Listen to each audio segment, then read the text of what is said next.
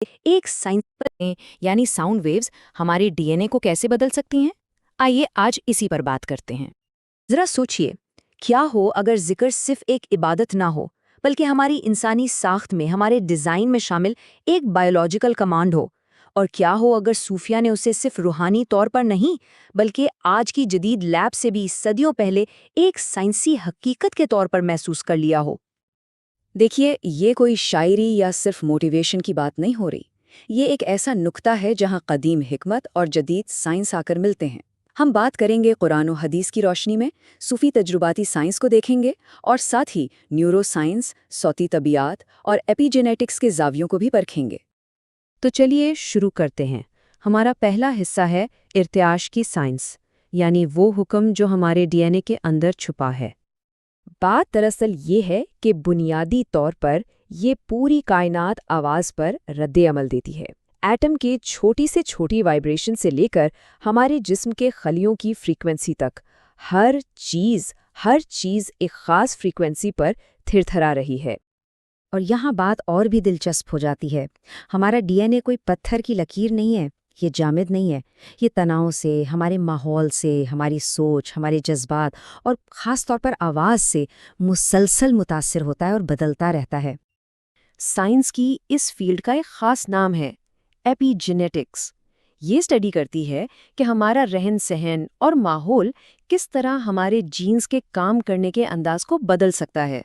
और मज़े की बात यह है कि ये तब्दीली डीएनए की असल साख्त को बदले बगैर होती है। अच्छा, अब आते हैं इंसानी दिल की तरफ। अक्सर हम दिल को सिर्फ एक इस्तिआरा समझते हैं, लेकिन साइंस कहती है कि ये इससे कहीं बढ़कर है। ये अपने आप में एक दिमाग है। कदीम सहीफ़ों में ये दावा मिलता है कि ज़िक्र से दिल की कैफ़ियत बदल जाती है। जैसा कि कुरान में है, खबरदार अल्लाह के ज़िक्र से ही दिलों को सुकून मिलता है। यहाँ गौर करने की बात यह है कि ये नहीं कहा गया कि समझो या तज्ज़िया करो, बल्कि ये कि ज़िक्र बज़ाते खुद दिल की हालत को बदल देता है। अब ज़रा ये देखिए, ये वाकई हैरानकुन है।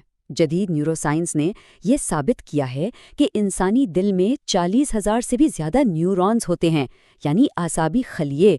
तो गोया एक छोटा सा दिमाग है जो हमारे सीने के अंदर धड़क रहा है। और अब इसी साइंसी हकीकत को कुरान की एक और आयत के साथ मिलाकर देखें। इनके पास दिल है जिनसे वो समझते नहीं।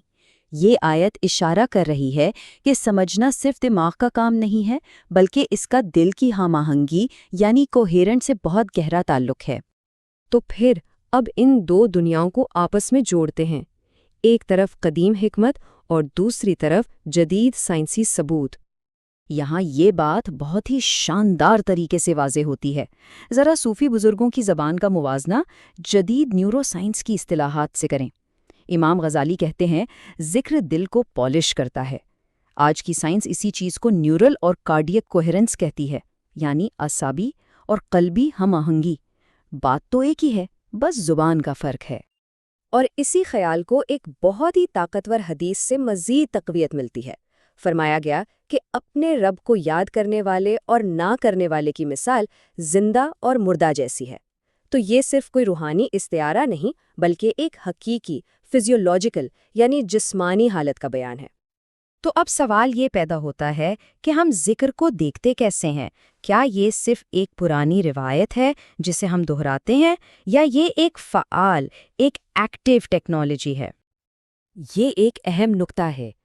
अगर जिक्र वाकई हमारे आसाबी निज़ाम को बदल सकता है, हमारे जज्बात को काबू में ला सकता है और हमें अंदर से शिफा दे सकता है, तो फिर हम इसे एक जदीद टेक्नोलॉजी की तरह क्यों नहीं देखते?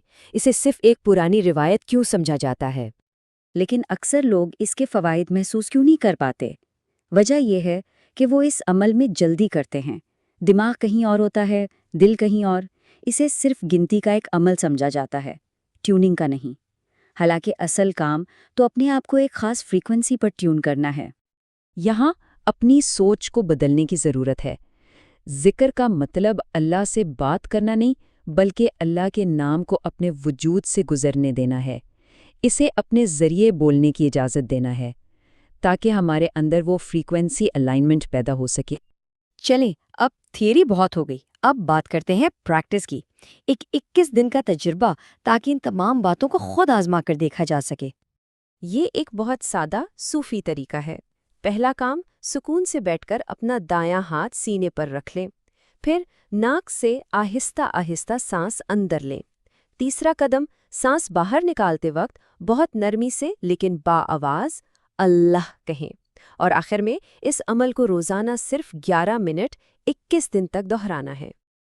اور اس تجربے کے دوران ان تبدیلیوں پر نظر رکھیں۔ کیا جذباتی طور پر زیادہ استحکام محسوس ہو رہے ہیں؟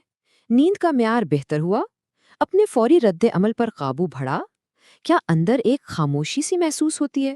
اور کیا وجدان یعنی انٹیوشن پہلے سے زیادہ تیز ہوئی؟ اگلی بار ہم اس سے بھی گہری بات کریں گے کہ اللہ کے کچھ مخصوص نام یعنی اسماء الحسنی کیسے خاص جذباتی اور جسمانی حالتوں کو کھولتے ہیں، کیونکہ یاد رکھیں ہر ذکر کا اثر ایک جیسا نہیں ہو۔